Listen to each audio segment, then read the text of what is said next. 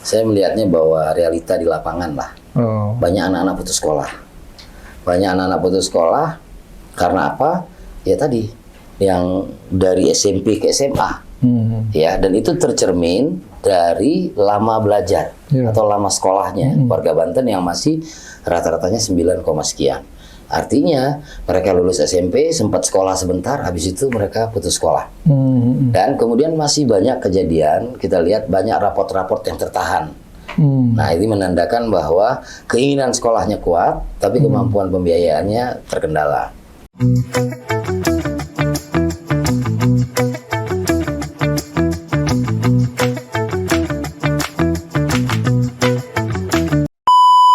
Assalamualaikum warahmatullahi wabarakatuh. Halo teman-teman, kita jumpa lagi bersama saya Muhammad Fahmi dalam program podcast Satelit News. Hari ini kita kedatangan Gubernur Banten, Bapak Andra Soni. Assalamualaikum Pak. Waalaikumsalam. Terima kasih Pak sudah mau mampir lagi kemari ke podcast Satelit. Terakhir kita 2 kali ya Pak, waktu Bapak masa pencalonan, sebelum ditetapkan, sebelum menjadi gubernur.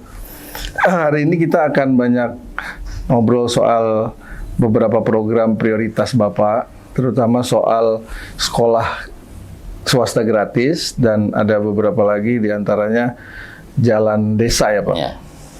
Jadi gini Pak Gub, ada peribahasa Arab Pak Gub, al-wa'du dainun, janji adalah hutang.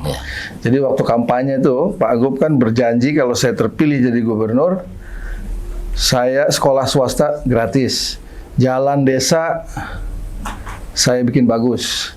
Nah ini di tahun pertama Bapak sudah menunaikan janji itu, sudah bayar hutang. Gimana perasaannya tuh Pak kira-kira? Ya kalau dibilang bayar hutang sih belum ya. Oh belum ya Pak? Pertama, ya saya terpilih salah satunya adalah karena saya menjanjikan kepada masyarakat terkait dengan program-program kalau saya terpilih. Nah, kemudian Tuhan memberi jalan dan saya terpilih. Ada beberapa yang saya janjikan ke masyarakat dan itu merupakan hal-hal yang prinsip yang harus dikerjakan. Pertama adalah peningkatan kualitas sumber daya manusia.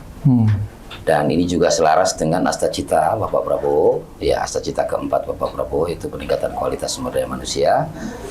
Yang saya janjikan adalah sekolah gratis untuk yang menjadi kewenangan pemerintah Provinsi Banten, yaitu SMA, SMK, dan SKH. Untuk swasta. Dasar pemikiran program itu lahir adalah karena setiap tahun selama saya jadi ketua DPRD, saya selalu dihadapkan dengan permasalahan daya tampung sekolah negeri, di mana penduduk Provinsi Banten ini terus bertambah. Sekarang itu jumlah penduduk kita hasil sensus 2020 adalah 12,4 juta. Dan kemudian jumlah sekolah negeri kita masih sangat terbatas, sehingga daya tampungnya selalu tidak memenuhi. Jadi rata-rata setiap tahun itu yang mendaftar di sekolah negeri kita jumlahnya sekitar 180.000. Dan kemudian daya tampung kita hanya 80.000. Jadi ada 100.000 lebih lulusan SMP yang tidak tertampung di negeri. Dan kemudian tidak semua warga Banten itu memiliki kemampuan keuangan yang sama. Sehingga ada yang mampu secara mandiri sekolah di sekolah swasta, tapi ada juga yang akhirnya tidak sekolah atau putus sekolah. Maka program ini lahir berdasarkan pengalaman-pengalaman tersebut dan juga pengalaman saya waktu sekolah dulu. Ada pengalaman pribadi? Ya, zaman saya sekolah itu orang tua saya sampaikan kalau kamu nggak diterima di negeri maka kamu nggak bisa sekolah. Nah, walaupun zaman itu masih bayar sekolah, tapi tidak sebesar sekolah swasta. Nah, kemudian kami juga menjanjikan program Bang Andra namanya, yaitu Bangun Jalan Desa Sejahtera. Bang Fahmi mungkin masih ingat, itu slogan-slogan kampanye kita. Kenapa dasarnya kita ingin membangun jalan desa? Jalan desa ini kan sebenarnya kewenangan daripada pemerintah desa. Dan kemudian jalan desa ini jumlahnya sangat panjang. Di Banten tuh banyak sekali ya Pak? 80% masih desa di Banten. Ada 4 kota madya, di mana kalau kota madya kan sudah tidak desa tapi dia kelurahan. Nah, 4 kota madya ini merupakan daerah pemekaran. Pertama adalah kota Tangerang, kedua Cilegon, ketiga kota Serang, keempat Tangsel. Nah, empat kota ini kan secara infrastruktur mereka sudah siap. Bahkan mereka bisa terjadi pemekaran karena infrastruktur mereka sudah siap. Nah, justru yang kabupaten kendalanya adalah jalan-jalan desa. Sehingga konektivitas antar warga di desa tersebut tidak terjadi, dan akhirnya akses mereka untuk mendapatkan pendidikan ke sekolah, akses mereka untuk mendapatkan layanan kesehatan ke puskesmas, akses mereka mendapatkan pelayanan untuk perekonomian ke pasar dan sebagainya itu terkendala. Maka program Bang Andra ini menyasarnya ke sana. Nah, kemudian setelah terpilih, kami dilantik di bulan Februari 2025, yang artinya anggaran pendapatan belanja daerah tahun 2025 sudah ditetapkan pada bulan November tahun 2020. Nah, itu saya ingin gali soal itu juga tuh. Artinya kan ada keterbatasan Pak Gub dalam merealisasikan janji kampanye kan. Tapi kelihatannya Pak Gub bisa berhasil ngotot lah bahasa saya untuk bisa merealisasikan program pendidikan swasta gratis. Nah, kita ingin tahu nih Pak, tantangannya seperti apa tuh Pak waktu mengawali realisasi program itu? Sebenarnya kan kalau dari sisi mata anggaran kan sudah tersedia. Sudah tersedia walaupun angkanya tidak cukup. Ya, artinya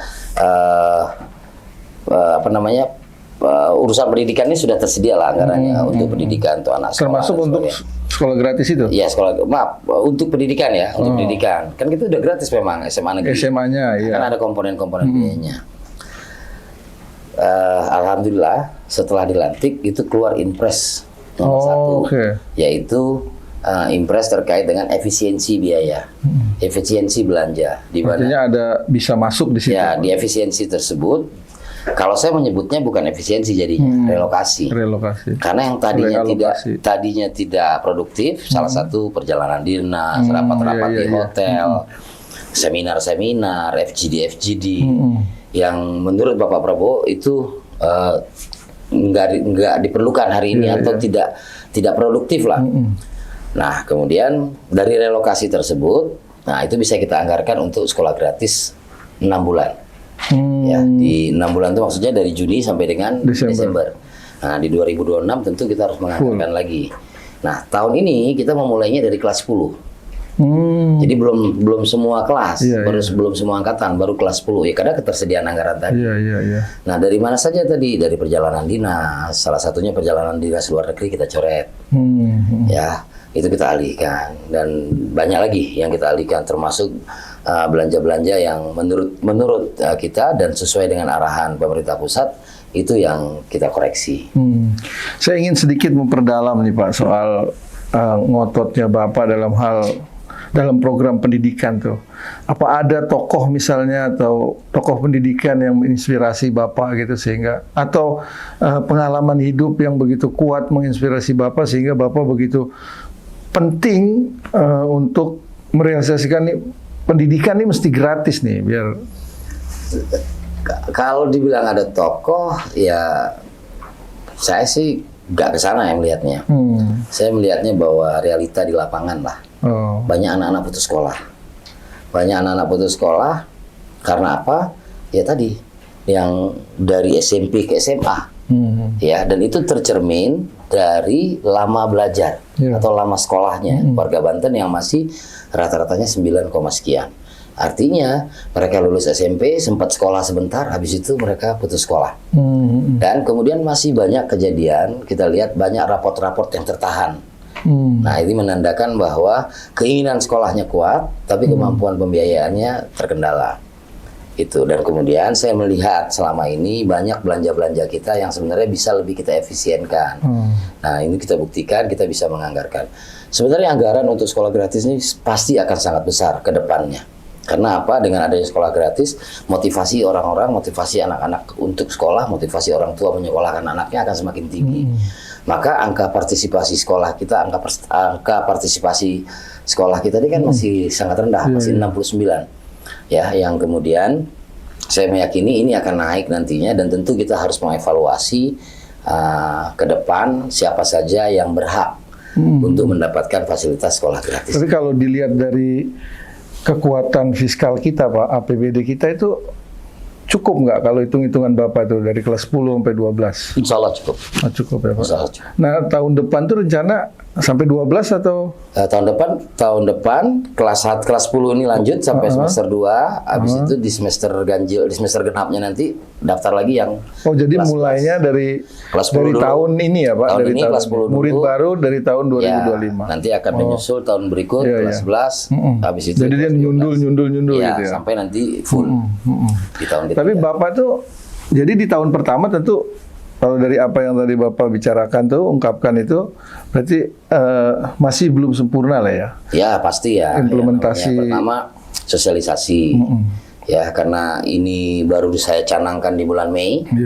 Nah kewenangan saya baru punya sekitar di bulan awal Februari setelah dilantik ya. Dan saya retreat kemudian ketemunya tanggal 1 Maret. Itu cepat sekali Pak. Ya tapi prosedurnya, prosesnya kita penuhi, karena ini kan pergeseran, bukan penganggaran baru. Ini pergeseran. Nah, di perubahan nanti kita lebih sempurnakan. Salah satunya adalah target daripada pendapatan. Banyak hal sebenarnya tantangan yang harus kita lakukan, tapi ini kan urusan wajib ya. Urusan pemerintah Provinsi Banten, salah satu urusannya adalah membawahi atau mengelola satuan pendidikan, yaitu satuan pendidikan tingkat SMA, SMK, dan SKH. Program sekolah gratis ini juga menyasar anak-anak berkebutuhan khusus. SKH itu ya? Yang hari ini juga, hampir Pak. Sekitar 2.000 anak-anak berkebutuhan khusus ikut program ini. Sekolah di sekolah swasta. Karena apa? Sekolah khusus kita kan negeri masih 2.000 ya Pak? Hampir 2.000. Hampir 2.000. Kuotanya 2.600. Nah, di sekolah swasta. Tapi banyak ya berarti? Ya banyak. Selama ini kan nggak punya akses nggak punya akses pembiayaan. Nah, yang ke depan harus kita evaluasi adalah pertama, bagaimana sekolah-sekolah yang hari ini bekerja sama dengan kita komit untuk melaksanakan proses mendidik yang baik, yang kemudian outputnya adalah menghasilkan lulusan-lulusan sekolah lanjutan atas ini yang mampu bersaing, baik ke perguruan tinggi maupun di dunia kerja. Karena yang terbesar itu kan sebenarnya dari sekolah kejuruan jumlahnya. Nah, hari ini daya tampung sekolah negeri kita sekitar 80.000 dan kemudian yang mendaftar di sekolah swasta kita sekitar 80.000. Soal mungkin ini pertanyaan terakhir soal program sekolah swasta nih Pak. Kan tidak semua sekolah swasta yang ikut dong Pak. Sementara sekolah negeri sendiri masih kurang lah kuotanya. Ada rencana untuk membangun sekolah negeri Pak, menambah kuota sekolah negeri. Jadi bahwa peserta ini kan sifatnya bukan kewajiban untuk sekolah swasta ikut program ini. Ini sifatnya komplimen ya, sifatnya bahwa kalau mereka ikut, mereka berkomitmen dengan kita melakukan sebuah MOU bahwa mereka tidak boleh membebani siswa dengan biaya-biaya tertentu. Ya, mereka tidak boleh mengut uang SPP, mereka nggak boleh mengut yang namanya uang gedung, mereka nggak boleh mengut yang namanya daftar ulang, mereka nggak boleh mengut yang namanya lembar kerja siswa.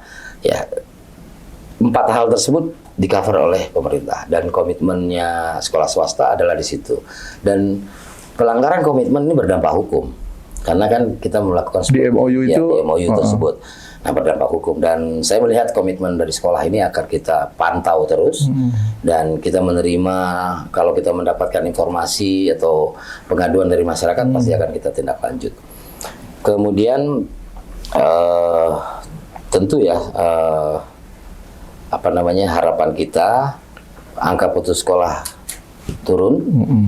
Angka partisipasi sekolah juga meningkat. Itu harapan kita. Saya setuju Pak, karena untuk meningkatkan daya saing tentu pendidikan menjadi penentu.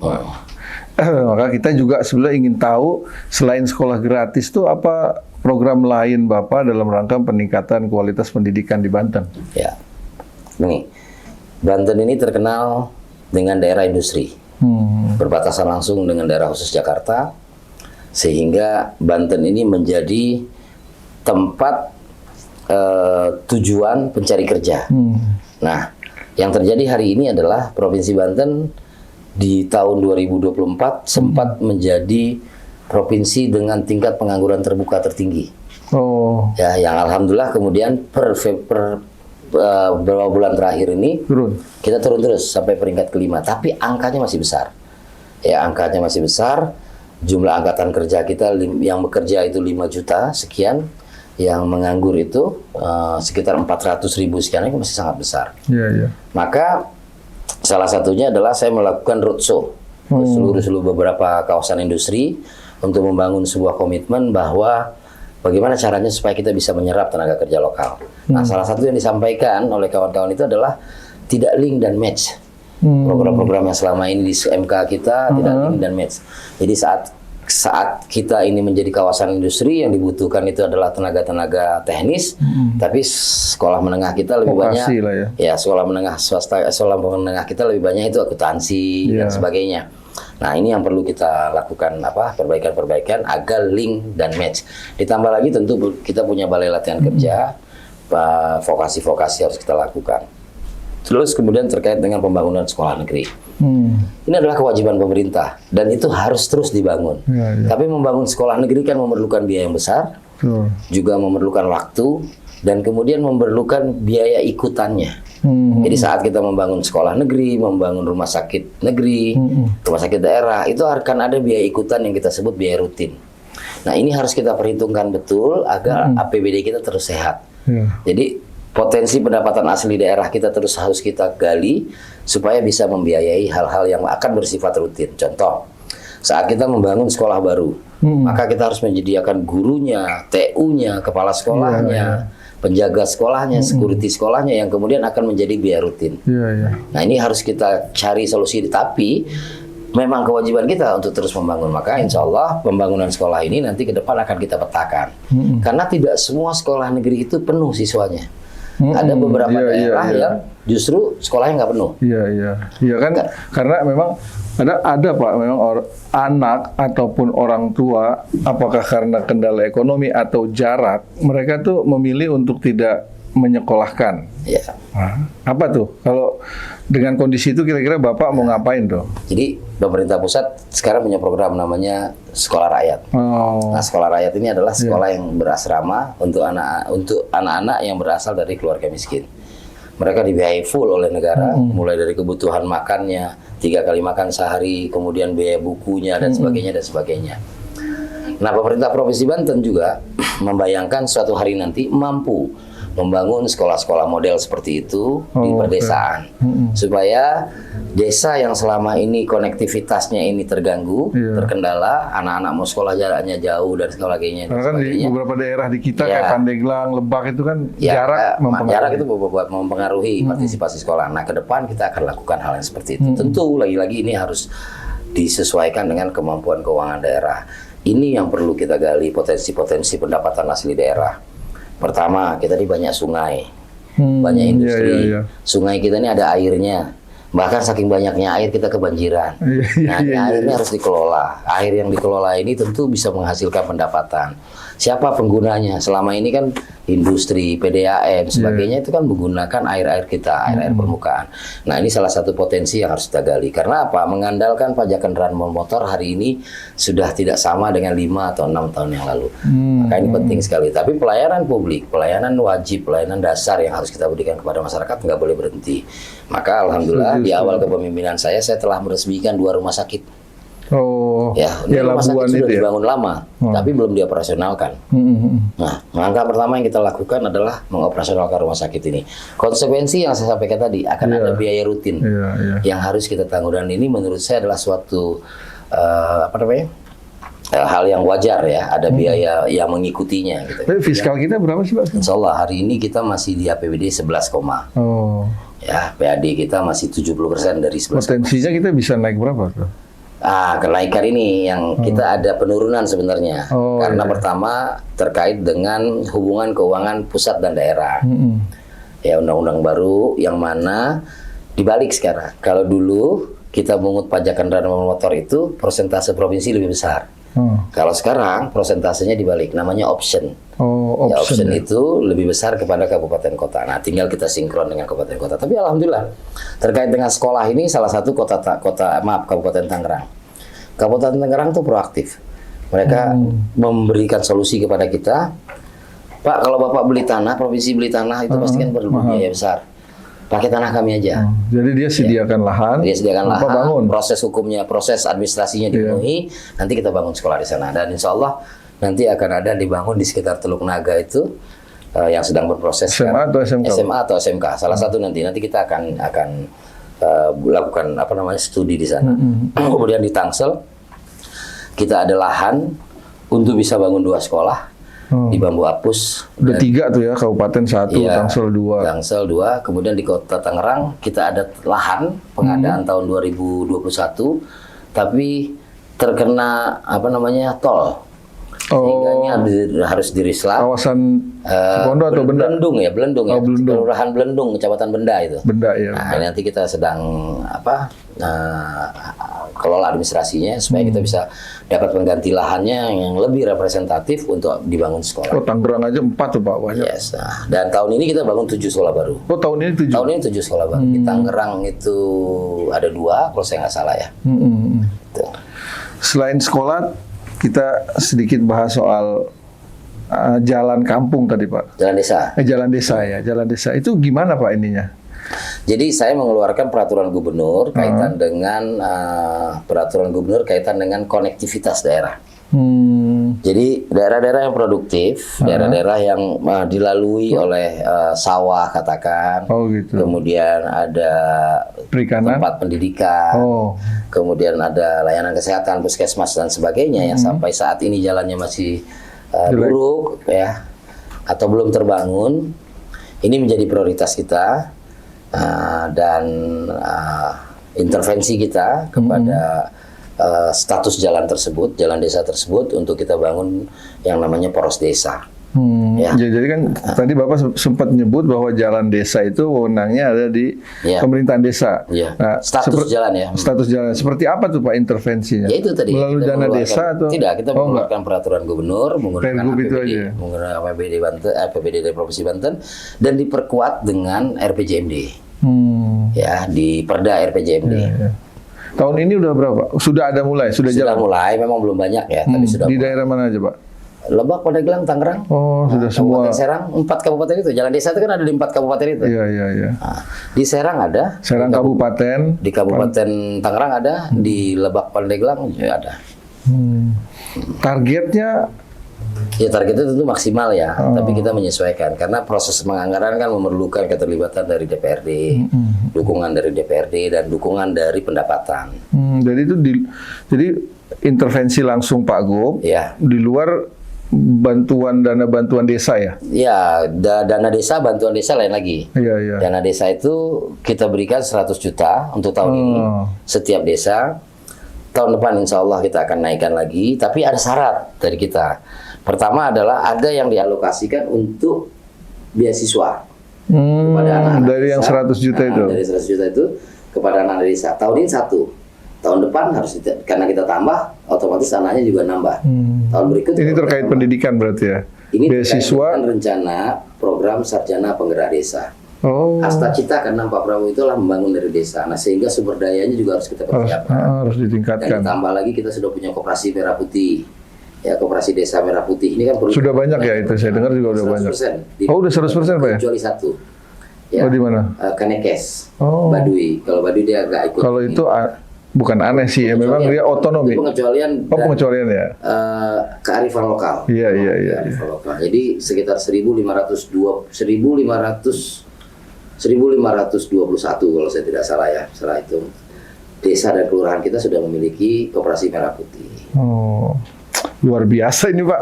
Dari apa yang disampaikan Pak Gub tadi itu kelihatan sekali bahwa kebutuhan anggaran untuk merealisasikan program prioritas Pak Gub itu sangat besar ya kan. Ya kita doakan Pak biar ada ladang-ladang investasi terutama Pak. Karena kan saya pikir kalau soal biaya ya namanya mengelola pemerintahan daerah ya pasti mengelola. Iya. Tinggal kita mau fokus kemana. Pertama membangun jalan provinsi. Sekarang tugas kita adalah sisa 12 kilo. Nah, 12 kilo jalan provinsi yang belum terbangun ini adalah peningkatan status jalan kabupaten. Tadinya jalan kabupaten diambil alih oleh provinsi, maka masih sisa 12 kilo. Nah, kemudian dari sekian banyak hampir 1000 km jalan provinsi, itu ada beberapa yang dalam kondisi rusak. Ya, kenapa kondisi? Contoh Cisoka. Ini ada beberapa spot yang akan kita bangun di tahun ini. sedang berproses. Ya, jalan-jalan rusak karena apa? Pertama adalah kerusakan dini. Kenapa saya sebut kerusakan dini? Ya karena dilalui oleh kendaraan-kendaraan odol, pasir dan sebagainya. Ini kan sebuah konsekuensi sebuah jalan ya. Karena proses pembangunan tetap berjalan. Nah, tapi saya punya keyakinan, saya punya optimisme bahwa kalau kita kelola dengan baik, insya Allah kewajiban-kewajiban yang kita harus penuhi, salah satunya adalah terkait pendidikan, kesehatan dan sebagainya itu bisa kita perlahan kita bisa. Satu lagi Pak yang terkait program prioritas itu soal cek kesehatan gratis apa? CKG. Itu tahun ini juga sudah mulai jalan. CKG Pak? Ini kan program pemerintah pusat. Oh iya. Yang dianggarkan oleh pemerintah pusat dan provinsi Banten jalan terus. Oh, jadi sumber pendanaannya langsung kementerian. Ya, ada itu kita lakukan. Kalau cek kesehatan untuk anak sekolah tuh ada juga nggak Pak? Nah, nanti kita ini. Kalau sementara kita belum sampai ke sana. Ya itu tadi fokusnya pelan-pelan ya. Satu, yang pasti program pemerintah pusat kita harus support full. Koperasi Merah Putih dari bantuan dana desa tadi itu bisa ngurus perizinannya dan sudah berbadan hukum. Kemudian dari dana desa tadi peningkatan kualitas sumber daya manusia menjadi salah satu sasaran, yaitu melahirkan 1 sarjana penggerak desa. Ya, dan kemudian terkait dengan ketahanan pangan, ya kita mulai memperbaiki irigasi kita karena syarat sebuah keberhasilan dari pangan tersebut adalah ketersediaan air sepanjang musim. Dan kemudian antara Banten Selatan, Banten Utara permasalahannya kan berbeda. Kalau di sana infrastruktur, jalan dan sebagainya. Kalau di wilayah Tangerang Raya, perkotaan, permasalahan sampah, banjir, ya kepadatan penduduk dan sebagainya. Nah ini kita kolaborasikan bersama-sama dengan kepala daerah tingkat 2, Pak Bupati dan Wali Kota. Karena apa? Prinsipnya gubernur ini kan kepanjang tanganan presiden di daerah, perwakilan pemerintah pusat daerah. Jadi sifatnya kita bersama-sama. Dan ada hal yang bisa kita eksekusi sendiri, contoh kayak rumah sakit kita bisa bangun, kemudian kita bisa operasionalkan. Dan ditambah lagi wilayah Banten ini kan berbeda-beda ya, ada yang perbukitan. Ya. Nah kita juga mulai mencanangkan program mobile klinik ya, keliling gitu ya. Nah ini kita baru mencoba 2 unit. Ya di situ lengkap, bisa USG, bisa cek kesehatan, bisa. Itu udah jalan juga ya? Udah jalan. Dan banyak hal yang harus kita optimalkan. Salah satu adalah perlibatan swasta. Perlibatan swasta di dalam pembangunan. Ya karena prinsipnya swasta kan juga membutuhkan pembangunan jalan dan sebagainya. Jadi kita akan berkolaborasi untuk berbagi tugas atau saling mensupport mana yang bisa kita kerjakan bersama-sama. Mohon doanya Bang Fahmi. Siap Pak Gub. Lancar, kalau saya punya keyakinan. Kita doakan apapun, seterjal apapun perjalanan harus kita tempuh. Siap Pak Gub. Karena di ujungnya pasti ada sesuatu yang baik yang akan kita capai. Terima kasih Pak Gub sudah berkenan ngobrol-ngobrol dengan kita. Ini saya lihat tantangan apa yang harus dikerjakan banyak dan membutuhkan perhatian yang luar biasa nih Pak Gub. Mudah-mudahan sukses selalu Pak Gub. Terima kasih sudah mau datang di Podcast Atlet. Terima kasih kawan-kawan. Kita ketemu lagi di podcast yang lain. Assalamualaikum warahmatullahi wabarakatuh. Waalaikumsalam warahmatullahi wabarakatuh.